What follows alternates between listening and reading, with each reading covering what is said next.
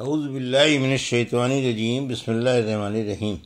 الحمد للہ رب العالمین والصلاة والسلام علی سید المرسلین و خاتم النبیین، اما بعد۔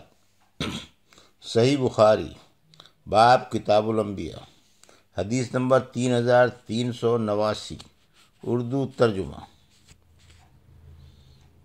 عروہ بن زبیر رضی اللہ عنہ سے روایت ہے، انہوں نے بیان کیا کہ میں نے نبی کریم صلی اللہ علیہ وسلم کی زوجہ عائشہ رضی اللہ عنہ سے پوچھا،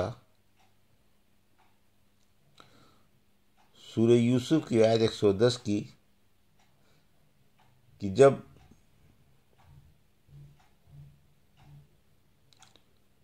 نبی نراش ہو گئے تو اور انہیں خیال ہونے لگا کہ ہم کو جھٹلا دیا گیا تو اللہ کی مدد آ پہنچی۔ اس آیت میں شبد کذب ہے اور کذب۔ عائشہ رضی اللہ عنہ نے کہا کہ ان کی قوم نے انہیں جھٹلایا، یعنی کذب ہے۔ میں نے کہا اس کا مطلب یہ ہوا کہ ان نبیوں کو یقین تھا کہ ان کی قوم نے انہیں جھٹلایا ہے اور انہیں اس بات میں شبہ بھی نہیں تھا، اور آیت میں شبہ کے ساتھ بیان ہے۔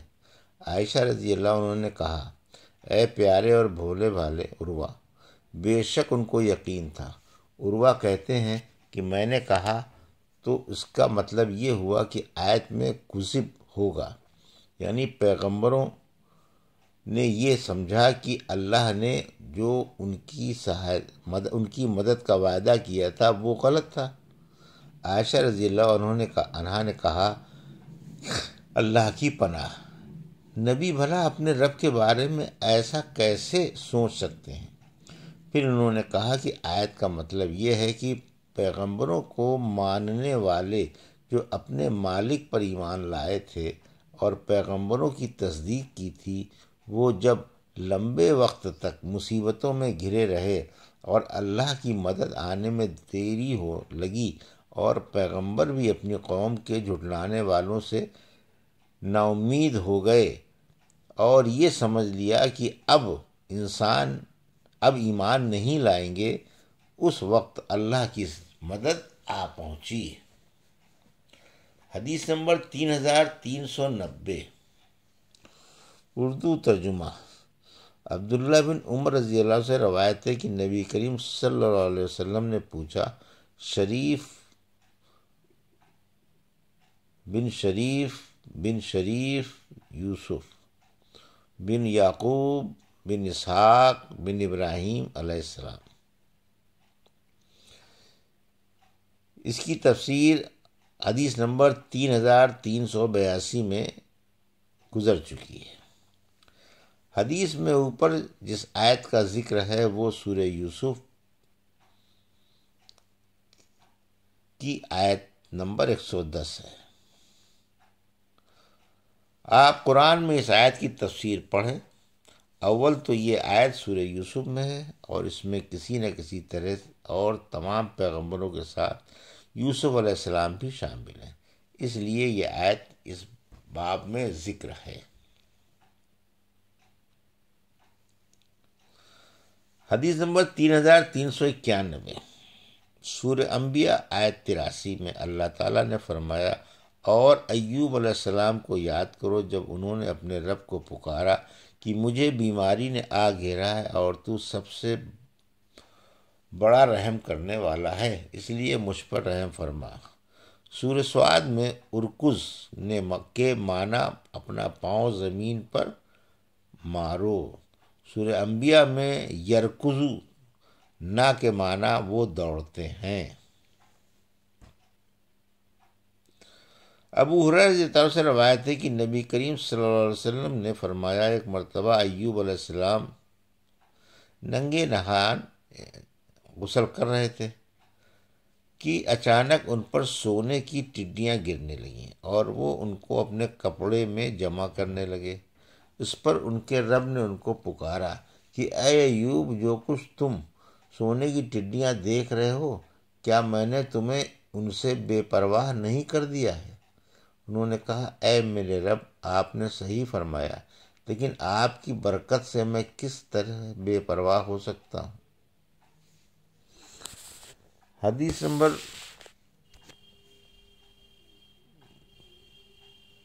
3392، سورہ مریم آیت 53 میں اللہ تعالیٰ نے فرمایا، قرآن مجید میں موسیٰ کے قصے کو یاد کرو کہ وہ چنے ہوئے بندے اور رسول و نبی تھے۔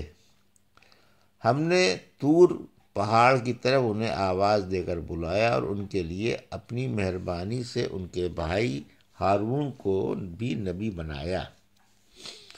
حضرت موسیٰ علیہ السلام کا ذکر قرآن میں بہت سی جگہوں آیتوں میں ملتا ہے، بہت سی جگہوں پر آیا ہے، اور حقیقت یہ ہے کہ سب سے زیادہ ذکر انہی کا اور ان کی قوم یعنی امت کا آیا ہے۔ موسیٰ علیہ السلام کی پیدائش سے لے کر وفات تک کا سفر اللہ کی قدرت کا بہترین نمونہ ہے۔ سورہ مومن آیت 28 میں اللہ نے فرمایا، فرعون کی خاندان کے ایک مومن مرد نے کہا جو اپنے ایمان کو چھپائے ہوئے تھا، کیا تم ایسے آدمی کو قتل کرتے ہو جو کہتا ہے کہ میرا رب اللہ ہے، حالانکہ وہ تمہارے رب کی طرف سے تمہارے پاس صاف دلیل لے کر آیا ہے؟ اگر وہ جھوٹا ہے تو اس کے جھوٹ کا وبال اسی پر ہے، اور اگر وہ سچا ہے تو جس سزا کا وہ تم سے وعدہ کرتا ہے اس کا کچھ نہ کچھ حصہ تمہیں پہنچ کر رہے گا۔ اور یقین جانو اللہ ایسے شخص کو سیدھی راہ کی ہدایت نہیں دیا کرتا جو حد سے زیادہ بڑھنے والا اور بہت بڑا جھوٹا ہو۔ عروہ بن زبیر رضی اللہ عنہ سے روایت ہے کہ عائشہ رضی اللہ عنہا نے بیان کیا کہ نبی کریم صلی اللہ علیہ وسلم جب حرا کے غار سے حضرت خدیجہ رضی اللہ عنہا کے پاس لوٹ کر آئے تو آپ کا دل ڈر کے مارے دھڑک رہا تھا، تو وہ آپ کو ورقہ بن نوفل کے پاس لے گئیں۔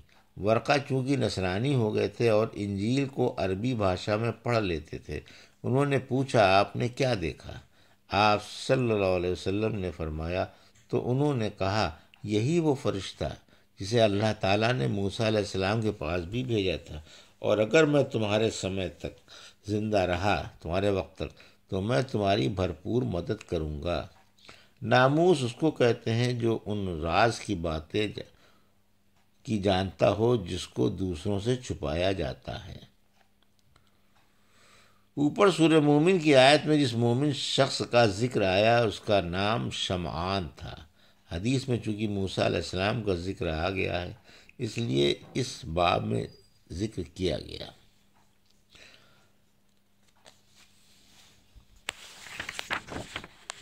حدیث نمبر 3393، اردو ترجمہ۔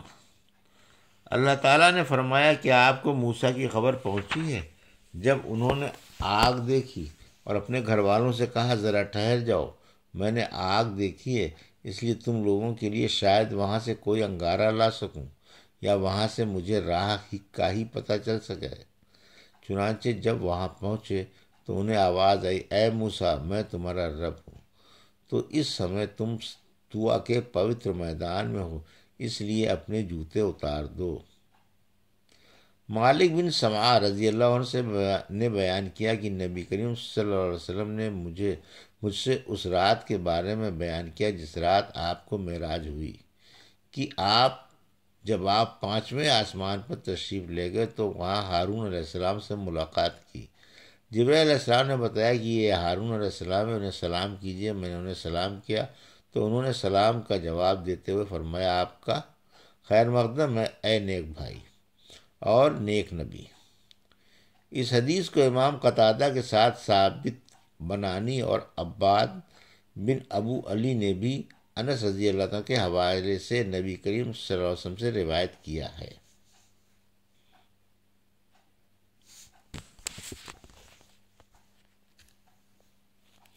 یہ تھی صحیح بخاری باب کتاب الانبیاء کی حدیث نمبر 3389 سے 3393 کا اردو ترجمہ جو ابھی آپ نے سماعت فرمایا۔ اللہ سے دعا ہے کہ اللہ میں ان حدیثوں کی صحیح سمجھ عطا فرما اور ان پر عمل کرنے کی توفیق عطا فرما، آمین یا رب العالمین۔